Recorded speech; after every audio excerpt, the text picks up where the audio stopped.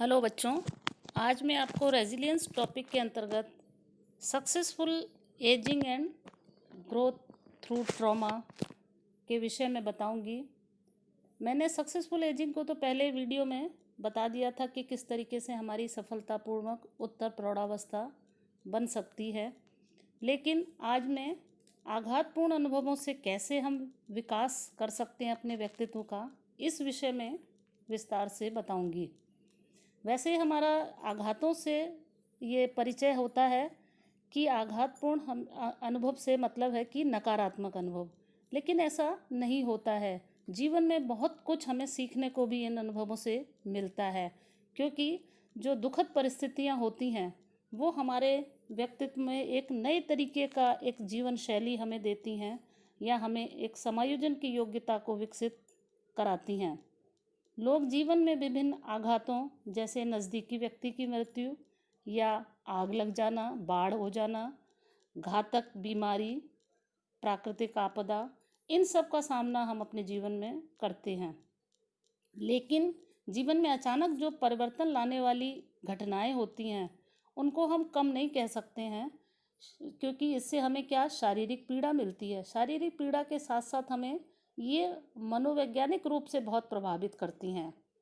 मनोवैज्ञानिक आघात मस्तिष्क को क्षति पहुंचाने वाला एक प्रकार का वो आघात होता है जिससे हम बहुत परेशान हो जाते हैं, और जिस परेशान होने वाली जो घटना होती है उसके परिणाम स्वरूप जब हम समायोजन नहीं कर पाते हैं तो हमारे अंदर क्या होता है, तनाव हो जाता है, और जो हमारे आघात का कारण होता है।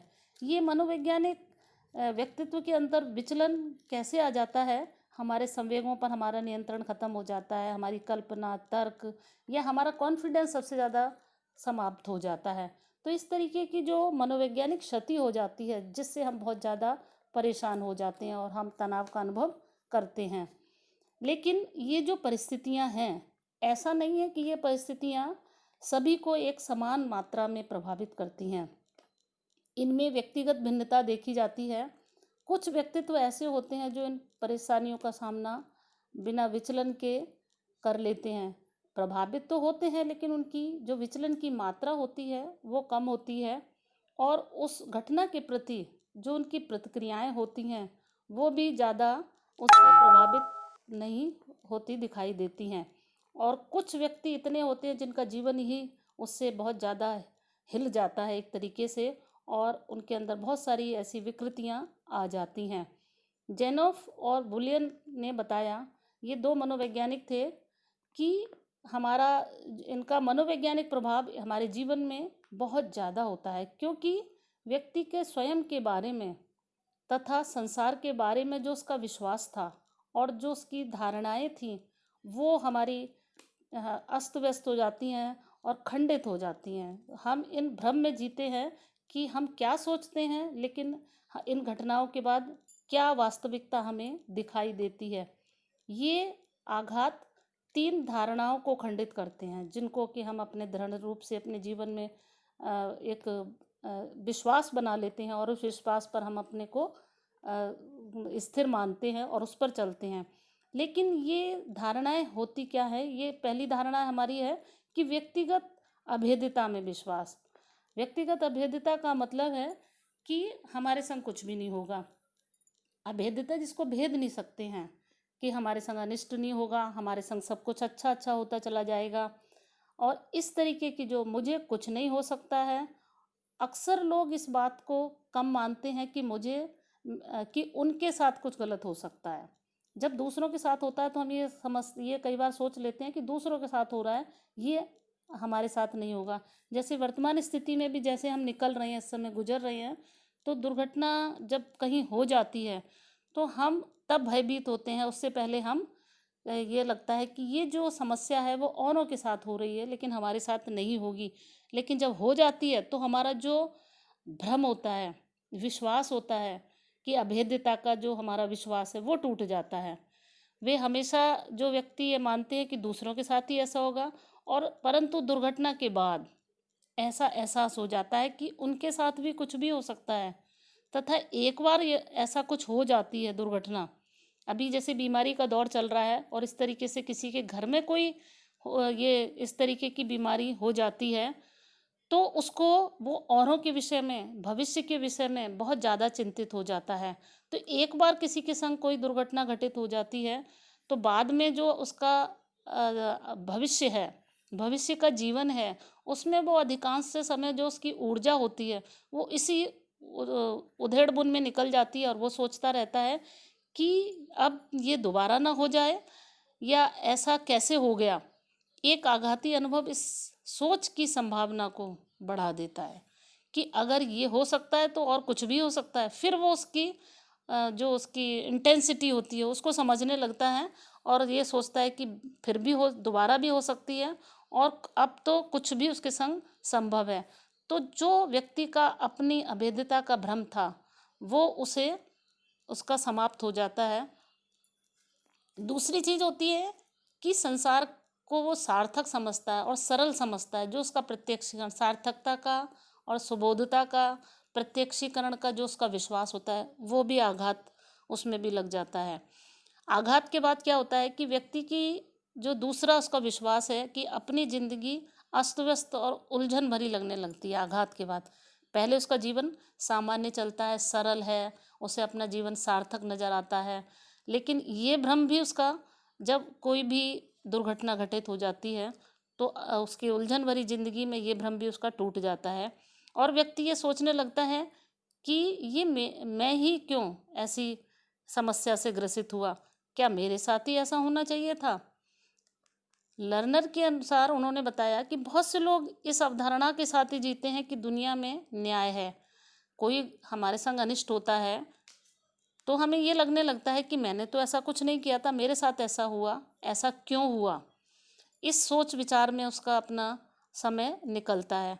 गलत, और ये मानता है कि जो गलत घटनाएं हैं वो गलत लोगों के साथ होंगी, जो अच्छे लोग हैं उनके संग अच्छा ही होगा। ये जो उसके सोच थी उसमें परिवर्तन आ जाता है, परंतु किसी हादसे का शिकार होने के बाद लगने लगता है कि दुर्घटनाओं पर किसी का नियंत्रण नहीं है। फिर उसे ये जो विश्वास होने लगता है कि किसी के संग कभी भी कुछ भी घटित हो सकता है।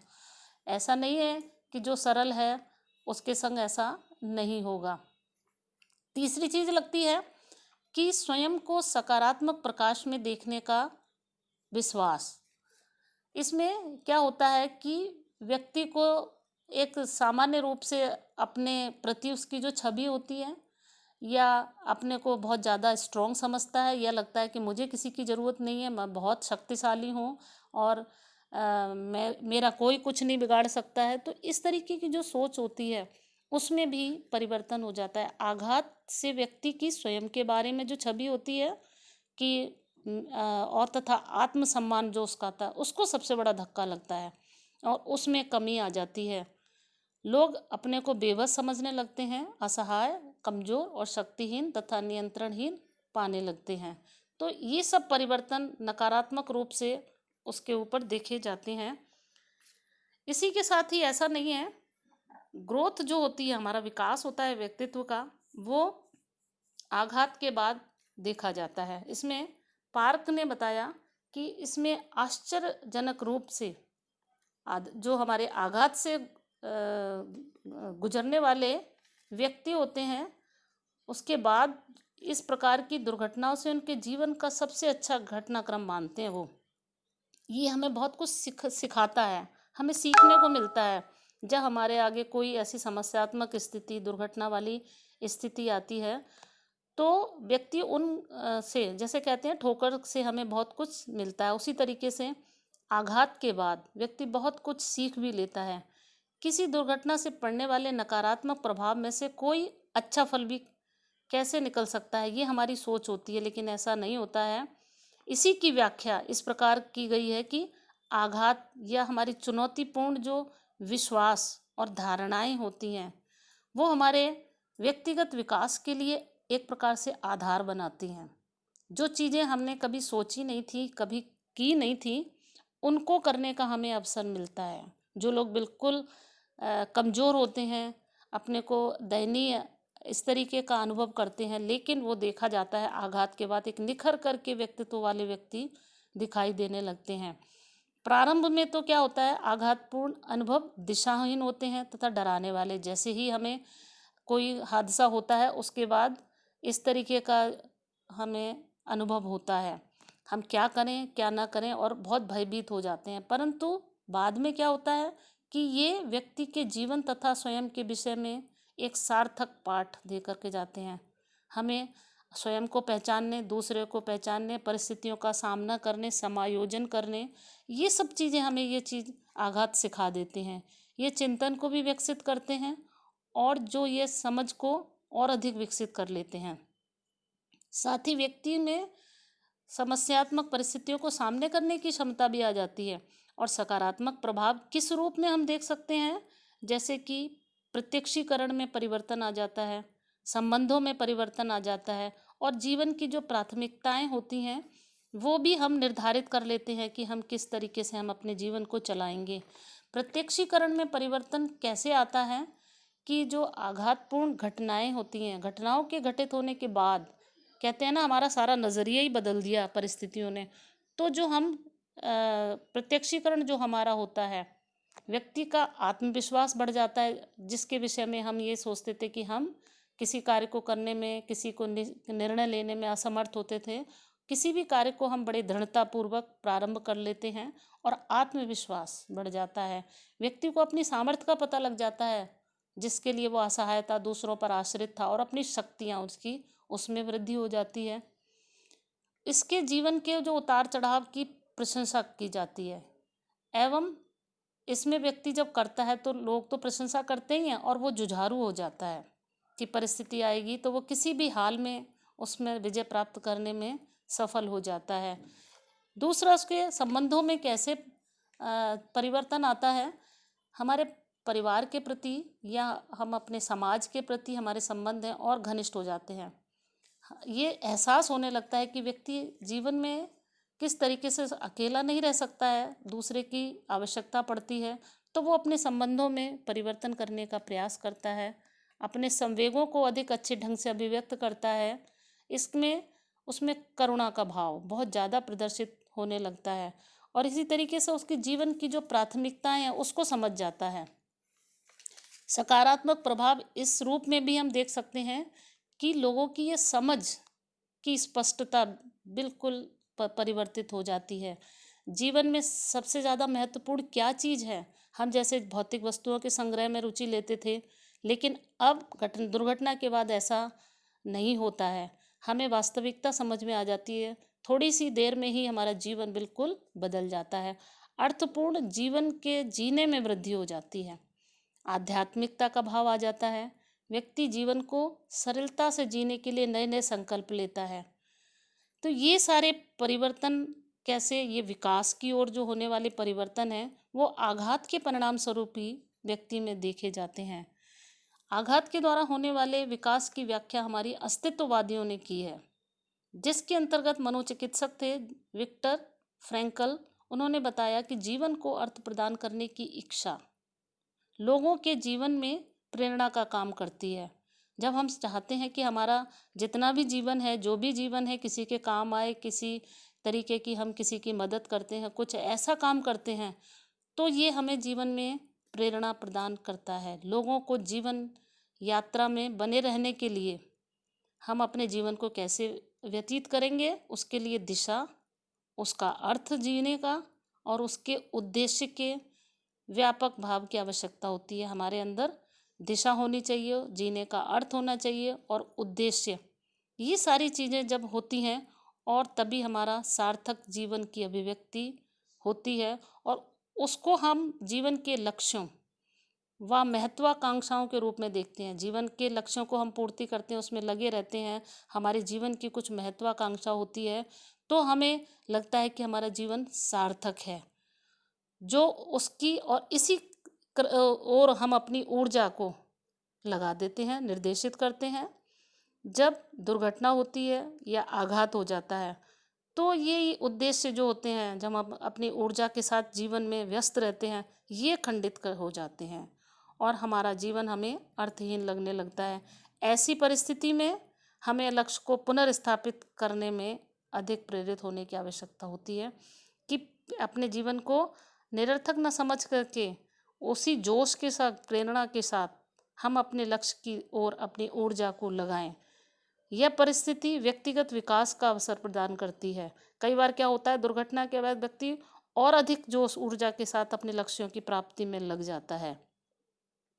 जब लोग जीवन के जो लक्ष्य हैं, उद्देश्य हैं, विकसित कर उनके प्रति प्रतिबद्ध हो जाते हैं और जीवन के सार्थकता को पुनर्स्थापित कर लेते हैं, तो यही हमारा विकास होता है कि हम किस तरीके से अपने को पुनर्स्थापित जीवन में कर लेते हैं।